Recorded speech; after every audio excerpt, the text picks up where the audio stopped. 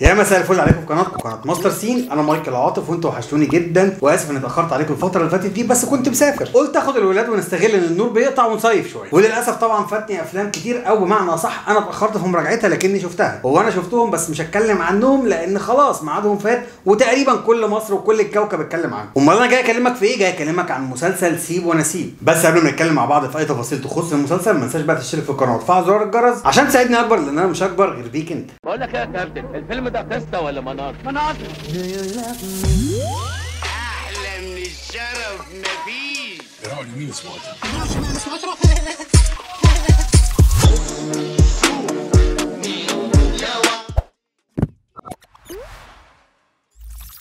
مسلسل سيب ونسيب هو انتاج منصه شاهد، والمسلسل مكون من 10 حلقات. اتعرض منه لحد دلوقتي، لحد ما انا بسجل الحلقه حلقتين بس.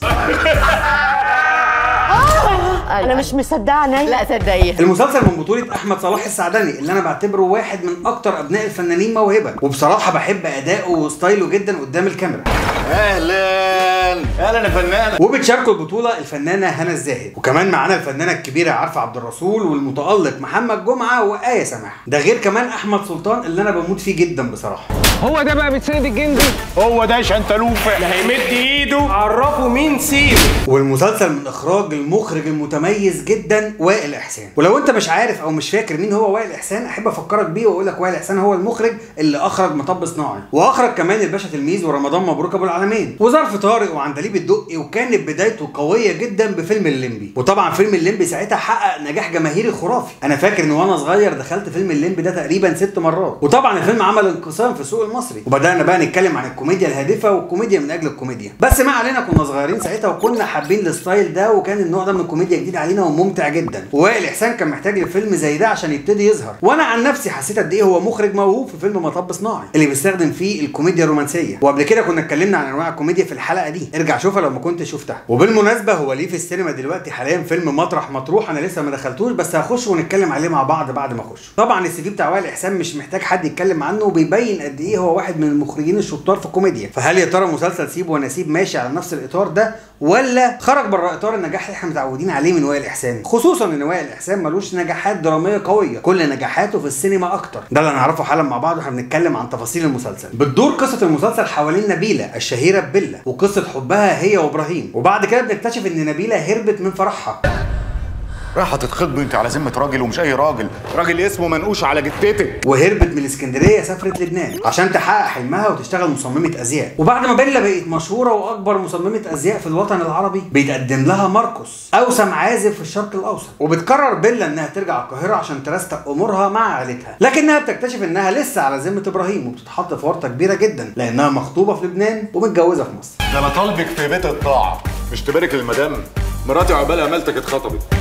فيا ترى ال8 حلقات اللي باقيين هياخدونا على فين؟ هل عناد ابراهيم هو اللي هينتصر، ولا رغبه بيلا في انها تتجوز ماركوس هي اللي هتنتصر؟ وقبل ما تفكر بينك وبنفسك وتقول لي انت ليه حرقت القصه، احب اقول لك ان التتر حاكي كل اللي انا قلته، وحاكي كمان زياده شويتين. تعالوا بقى نتكلم عن الايجابيات اللي موجوده لحد الحلقه الثانيه. مبدئيا انا عاجبني جدا احمد صلاح السعدني، الدور لايق عليه قوي وهو عامله حلو جدا. ده غير كمان ان هنا الزاهد عارفه تعمل دور البنت الشعبيه بطريقه مميزه جدا. بصراحه انا مبسوط جدا من اداء الاثنين، وعايز اقول ان هنا الزاهد لقيت كيمياء بينها وبين حد. هنا الزاهد شفناها الفتره الاخيره مع كذا نجم، انا ما حسيتش بكيمياء بينها وبين اي حد زي ما حسيت ان في كيمياء بينها وبين احمد السعداني. وبصراحه الاثنين عاملين الدور حلو جدا. هجيب ايفون برو ماكس جديد توداي. طب كويس انك قلت لي هاخد الكارد ده احطهم على الموبايل ده. قادر احس فعلا ان بيلا او هنا الزاهد بنت شعبيه فعلا وعايشه في اسكندريه، الطبع غلاب زي ما بنقول. ليها مشهد كده وهي بتلبس فستان الفرح وبترقص عاملاه حلو جدا. فبالنسبه لي الابطال لا حلوين جدا ومش متضايق منهم خالص. ضيف بقى كمان ان عارفه عبد الرسول عامله دور ام بيلا، هي دي عارفه عبد الرسول اللي انا بحبها. انا كنت متضايق منك في اللعبه، كنت حاسس ان الدور مش لايق عليكي، انما هنا انت عاملاه حلو جدا. بتهزري مع بنتك بخفه دم، وفي نفس الوقت عامله الدراما جميله جدا. الحكايه دي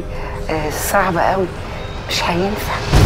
باقي الشخصيات لسه ما برزتش قوي ملامحهم التمثيليه، هنصبر عليهم شويه لان لسه احنا في تاني حلقه. بس مبدئيا انا متفائل جدا، وعجبني كمان شويه لقطات كده لوائل إحسان في الاخراج حلوه جدا، حاجات كنا بنشوفها زمان، اسقاطات حلوه، ان مثلا لما حد يتعصب جدا يجيب لك مشهد والقهوه بتفور، حاجات من النوع ده. ده غير ان الخط الزمني او التسلسل بتاع المسلسل ماشي كله بنظام الفلاش باك، كل شويه بتكتشف حاجه جديده. فلحد دلوقتي برضو الاخراج موفق جدا، وبصراحه انا متحمس قوي للمسلسل ده. ما عنديش كلام كتير اقوله على باقي الممثلين، عندي عندي تعليق سلبي على ممثل وحيد بس مستني له حلقتين 3 عشان ما ابقاش ظلمته. وبس كده، لو انت ما شفتش المسلسل الحق بسرعه شوف الحلقتين اللي فاتوك عشان تلحق تقول رايك تحت في الكومنتات، وانا ان شاء الله هعمل حلقه ثانيه على نص المسلسل او على اخر المسلسل عشان نقدر نقيمه صح. لحد هنا اكون خلصت الحلقه. لو عجبتك الحلقه بقى اشترك في القناه وفعل زرار الجرس عشان يوصلك كل حاجه جديده احنا بنعملها.